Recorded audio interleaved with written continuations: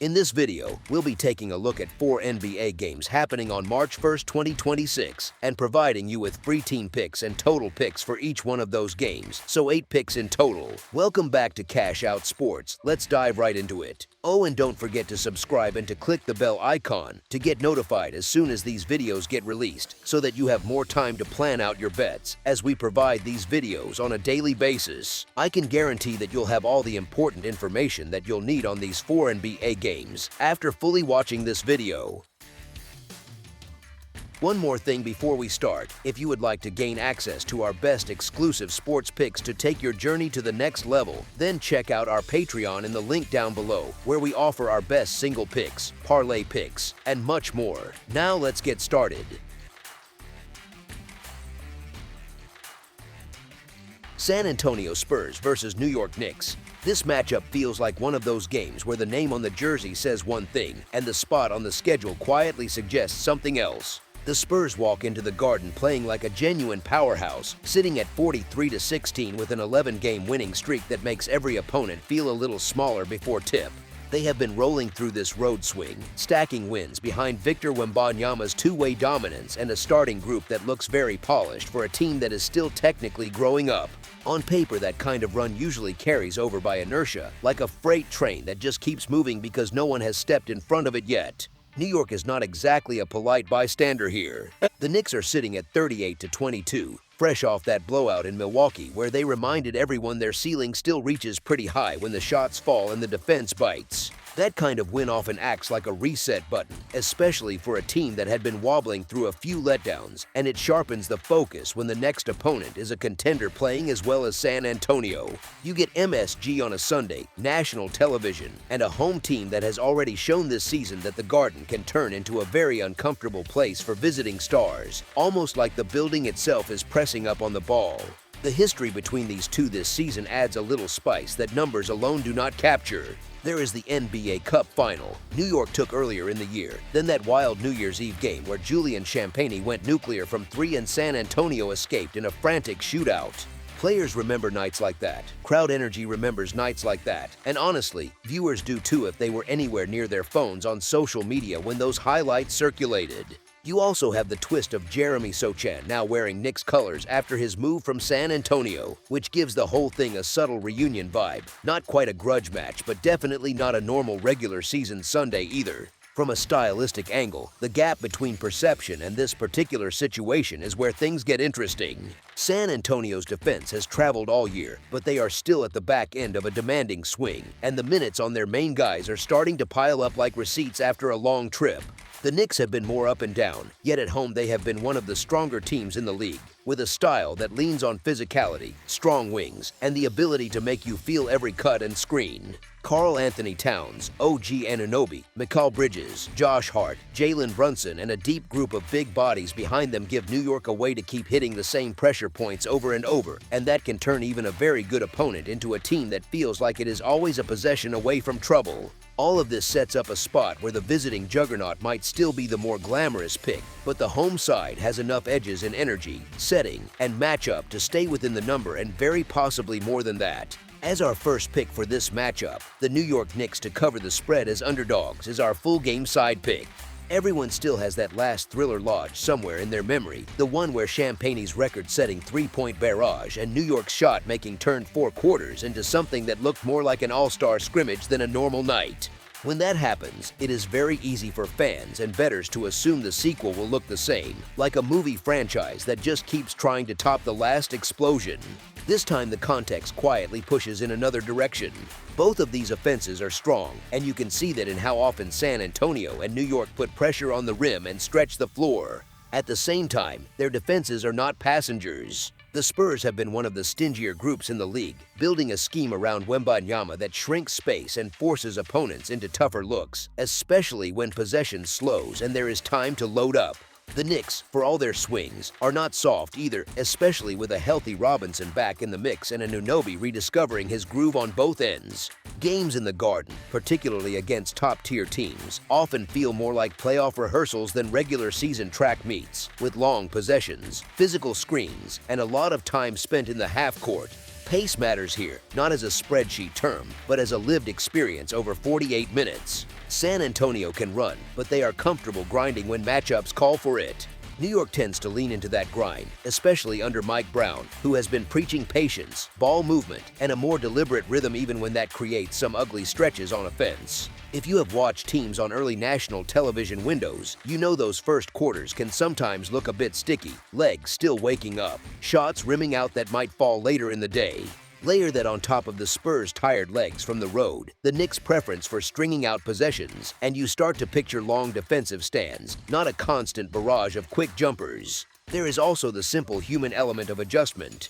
Both coaching staffs have now lived through two extremely high-scoring meetings, including one with a three-point eruption that set a franchise mark and another in a cup final that already had a playoff scent. Competitors hate getting burned by the same thing twice, so you can reasonably expect more attention on shooters, more disciplined closeouts, and more willingness to force the ball into less comfortable hands. That kind of collective focus often shows up not in dramatic new schemes, but in small things, like one extra rotation, one extra box out, one extra denial on a handoff, and those small things shave a few points off the final total. Put it all together and the picture that emerges is less of a repeat fireworks show and more of a tough, controlled game where the scoring feels important because it is hard-earned, not because it is happening every trip. As our second pick for this matchup, under the projected total is our full game total pick.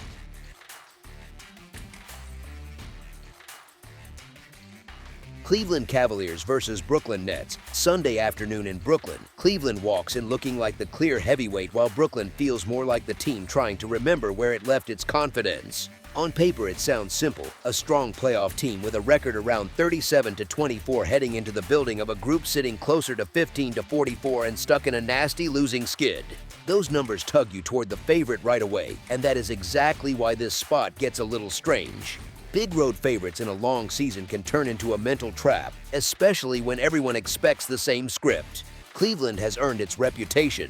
They have played like one of the better groups in the conference. Their offense has carried long stretches of the year, and they already own the season meetings, including that recent blowout that felt over by the third quarter. The catch here is that the version on the floor now is missing some of its sharper edges. Donovan Mitchell and Max Strus sitting out takes away shot creation and spacing. James Harden and Keon Ellis sitting in that game time zone with hand issues clouds the guard rotation even more, and Dean Wade being unavailable tugs at their depth in the front court. You can still trust their structure, but the talent gap is not as wide for one night as the standings suggest, especially for a team that has just grinded through a stretch of tough road games in a short span.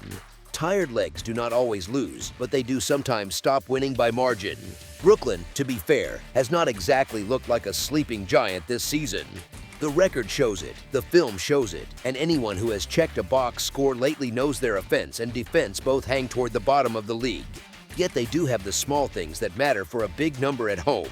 They are still in their own gym. They still have a real rim protector in Nick Claxton hovering on the injury report as questionable rather than ruled out, and they still send out a primary scoring wing like Michael Porter Jr. who is firmly in the mix and gives them at least one steady scoring outlet.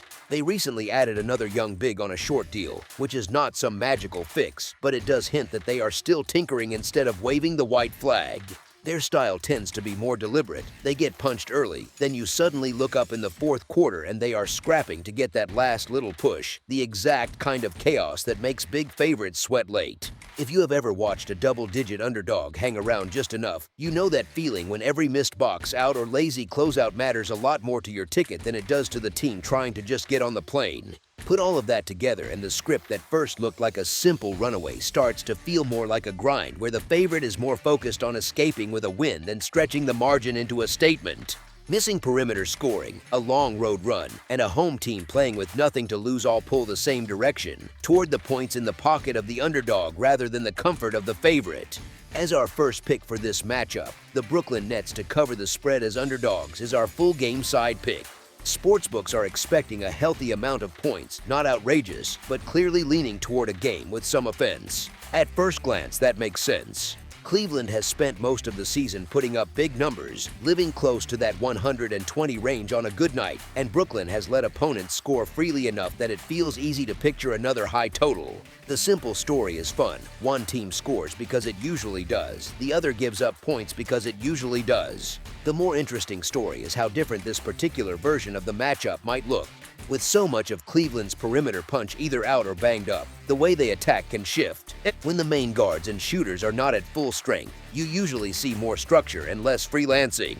More plays called from the sideline, more time used on the clock, more touches inside, and fewer fast, free-flowing sequences. Coaches in these spots often lean into control, shorten the rotation, and treat live ball turnovers like poison. That kind of mindset does not kill scoring by itself, but it does trim the number of easy points that come from broken plays and transition runs. Brooklyn's side of the equation does not scream fireworks either. They have been living around 107 points a night, and the attack often looks like it is dragging a weight behind it. They play slower than many teams, and their offensive rating has not scared anyone. Even when their games do end up high scoring, it is often because the opponent goes wild rather than both teams trading haymakers. That recent loss where Boston piled up a huge number is a perfect example, one team sprinting away while the other never quite joins the track meet. For a total, that pattern matters. You get bursts of scoring on one side, but the overall sum can still land in a more modest range than you might guess from the highlight plays. There is also the history between these two this season. One meeting leaned into a shootout vibe, the other leaned into a lopsided scoreboard where Brooklyn stalled out badly and Cleveland cruised without needing to keep pushing the pace. Blowouts can be sneaky that way. They look huge in the win column but often land lower than people expect because the leading team simply pulls off the gas, empties the bench, and trades long, empty possessions to bleed the clock. Layer on the early tip time, which can lead to a slower start as bodies wake up, and the fatigue of the road for Cleveland, and you get a picture that feels more like a measured afternoon than a free-flowing scoring festival. A home crowd can still be loud, the plays can still look sharp, but the total number of clean looks and full-speed possessions can quietly slip below what the market baked in. Taken together, a short-handed offensive core, a home team that struggles to score efficiently, and a game script that leans more toward control than chaos all point in the same direction for the scoreboard, away from a wild track meet and toward a result that finishes under the expectation rather than above it. As our second pick for this matchup, under the projected total is our full game total pick. Minnesota Timberwolves versus Denver Nuggets. You look at this matchup on paper and it feels like everyone is nudging you toward the home team without even saying it out loud. Same record, both sitting at 37-23, altitude in play, that national TV matinee vibe, and the defending champs in their own building where the crowd tends to get loud early and stay loud. They have already handled this opponent 3 times this season and covered each time, so a lot of people just shrug and assume the same story will play out again. Here is the thing, it does not really feel that simple once you zoom in a bit. Minnesota walks in with a 3-game road winning streak and a pretty clear memory of that Game 7 comeback they pulled off against this same franchise a couple of years ago in this same building. That kind of history does not guarantee anything, but it does change how a group carries itself in a so-called tough environment. Instead of feeling like a visitor, they move more like the annoying coworker who knows exactly where the coffee pods are and which door sticks. Stylistically, this version of the Wolves has turned into a real headache for a free-flowing offensive juggernaut. They have enough physicality at the rim to make every cut and post touch feel crowded, but they also have enough scoring of their own now that you cannot just assume the star big on the other side will slowly tilt the game with sheer offense. Anthony Edwards brings that constant pressure on the perimeter. Rudy Gobert still changes how drivers think near the basket. Naz Reid can flip a stretch with one hot shift. And wings like Dante DiVincenzo and Jaden McDaniels give them just enough length and chaos to bother the usual reads. It is not always pretty, but it travels. The injury sheet also leans in a very specific direction. Minnesota has one big question mark in Julius Randle, who is dealing with low back spasms, along with depth pieces like Jules Bernard and Enrique Freeman away from the main rotation and Rocco Zikarsky on a 2-way track. That is not nothing, but it mainly trims the bench. On the other side, Denver is missing real meat from the rotation with Aaron Gordon sidelined by a hamstring issue, Tamar Bates out after foot surgery, Peyton Watson also dealing with a hamstring problem, Spencer Jones banged up with a shoulder concern, and Cameron Johnson working through an ankle issue even if he is expected to give it a go. For a team that already leans hard on its top 2 stars and its high-powered offense, losing that much size and defensive versatility on the wings makes the margin for error a lot thinner. Minnesota, by comparison, has its main engines not listed on the report, which means the core group should be available and ready. Give a mostly healthy squad with a top-tier defense and a top-tier offense the underdog label against a short-handed favorite. Sprinkle in the emotional boost of a revenge angle and a chance to reset a season series narrative. And it is very easy to see this turning into a fourth-quarter possession game rather than a comfortable home blowout. As our first pick for this matchup, the Minnesota Timberwolves to cover the spread as underdogs is our full-game side pick. Both of these offenses have been living near the top of the league board, not just in raw points but in how smoothly they create good looks. One side runs through a genius big who sees every cut and every late closeout, the other through a downhill wing who treats every possession like a chance to put someone on a poster or collapse the defense for kickouts.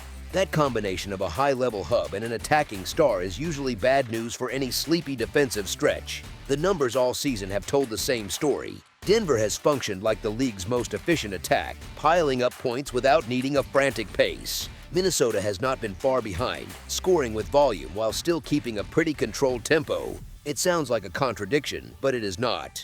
You can play at a measured speed and still create a lot of clean looks when your stars bend coverage on nearly every trip. The defense on the Minnesota side is real, and it will absolutely have stretches where it slows things down.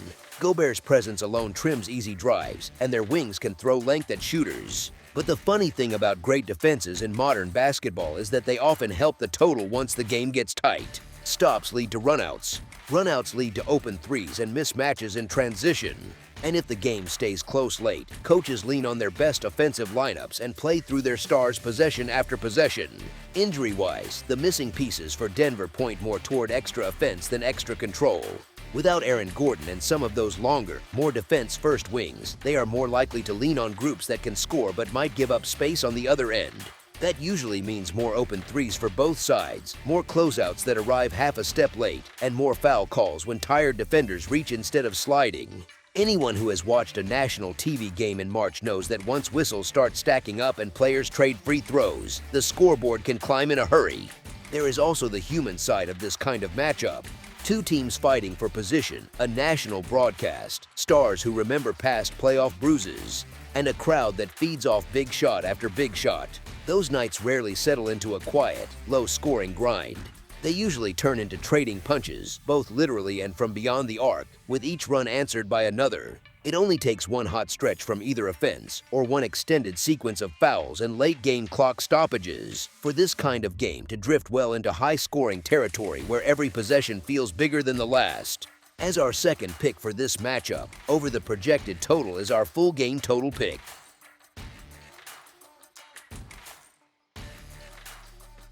Milwaukee Bucks versus Chicago Bulls. Chicago on a Sunday afternoon feels like group therapy for basketball fans, and this matchup fits that vibe perfectly. Both teams have taken plenty of emotional body shots this season, with Milwaukee looking better on the surface while Chicago has been stumbling around like a team that forgot how to close a game. Milwaukee has put together a stronger recent stretch, stacking wins and covers, and that looks clean on a standings page. Chicago, on the other hand, just slogged through a brutal month where everything that could go sideways pretty much did, from cold spells to late-game miscues that kept showing up at the worst possible times. Look a little closer though and it stops feeling like a simple case of strong favorite against weak underdog. Both groups carry that uncomfortable profile of negative overall performance and defenses that leak more than coaches would ever admit into a microphone. Milwaukee has shifted more into a perimeter-heavy, jump shot-leaning offense, especially with their main interior wrecking ball out, which makes them more dangerous in spurts but also more streaky when those jumpers rim out. Chicago plays like one of those fun bad pickup teams you run into at the gym. Plenty of shot making, not exactly a lockdown mentality on the other end, and a tempo that keeps the game moving just fast enough to invite chaos. There is a reason markets have been wary of this Chicago group. They hang around, they trade punches, they flirt with control, and then they have a habit of tripping over the small details late. The box out here, the bad turnover there, the missed rotation that turns into a corner three. Coaches hate that pattern, bettors usually hate it even more, and it is exactly why their perception right now is so cold. But as a home underdog in a familiar division spot against a team that is also flawed and also carrying its own issues, Chicago does not need to play a perfect game, just a stubborn one. The crowd knows these storylines, and those fans at United Center can turn a tight third quarter into a real push when they feel like their team is finally swinging back instead of folding. This kind of spot is less about trusting Chicago to be brilliant and more about trusting them to simply stay attached, trading runs, using that cushion of points like a safety net rather than a crutch. As our first pick for this matchup, the Chicago Bulls to cover the spread as underdogs is our full game side pick. Neither side profiles as a group that wants to win a slugfest in the mud. They both drift toward open floor rhythm, quick decisions, and a comfort level with jump shots that would make old school coaches sigh. Chicago has been living in that space all season, where their offense looks confident, sometimes even joyful, and their defense feels like it is a step late just often enough to keep the scoreboard operator busy. Milwaukee, with its emphasis on spacing and outside shooting, especially without its main interior star, has leaned even more into the idea that if they shoot well, everything else can be patched together on the fly. That kind of personality clash tends to produce games that feel like long runs stitched together. One side throws an 11-2 burst, the other answers with a flurry of threes, and before you know it, both coaches are burning timeouts just to slow down the energy more than the tactics. Their recent meeting already played out like a high-scoring track meet, and nothing about how these two are currently wired screams sudden defensive awakening. Chicago games in particular have turned into nightly stress tests for totals, where even when the start feels a little sleepy, one hot quarter from either side drags the score right back into a lively range. Late-game situations only add fuel to that fire. If this one stays close, you get the usual mix of intentional fouls, quick shots, and those frantic last couple of minutes where each possession turns into a mini-drama and points can stack up faster than feels reasonable. Both sides have enough shooting to punish even small lapses, and when you mix that with shaky defense and a preference for rhythm over grind, you get the kind of setup where the scoreboard is under pressure from tip until the final buzzer. As our second pick for this matchup, over the projected total is our full game total pick. That's all for now, so if you have any other games you would like reviewed, then leave a comment down below with the game you would like analyzed, subscribe to our channel, leave a like on this video, and we'll get to it as soon as we possibly can. We would also love to hear your opinion on the picks presented to you in this video, whether you agree or disagree with them, so leave a comment down below and do let us know.